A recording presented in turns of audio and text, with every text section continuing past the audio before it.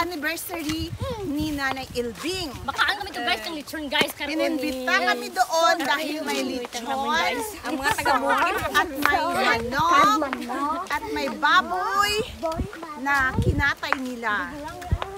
Kaya tara guys, punta tayo doon. Ito si Inday Sinyang, ang magro-rosary po ng magro-rosary para sa kalag, di ba Day, no?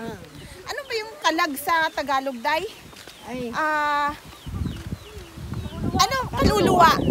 Magro-rosary po ng para sa kaluluwa po ng namatay na si Nanay Ilbing.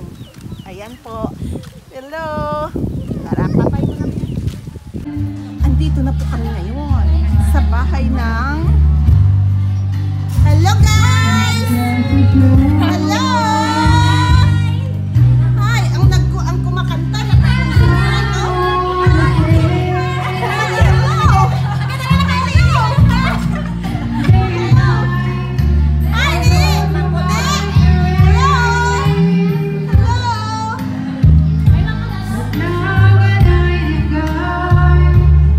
nagko-concentrate talaga siya sa handa.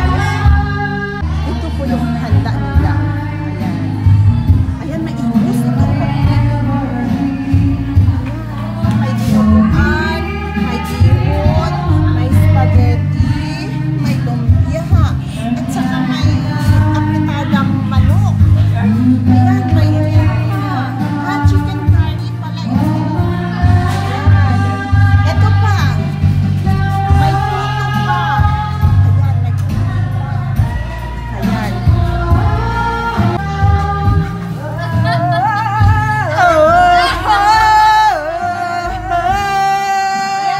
Hoy! Ang lechon!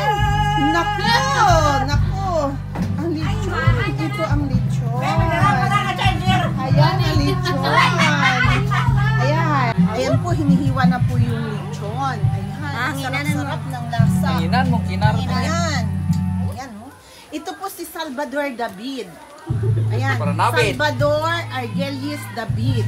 Pinsan po yan ng asawa ko ni Larry David. Ayan po. Yan po, siya po ang tinatawag kapag may lechon. Siya po ang tinatawag para maglechon kahit sa bayan po namin. Ayan po. Siya po expert sa paglilechon. Ayan. Ayan po yung...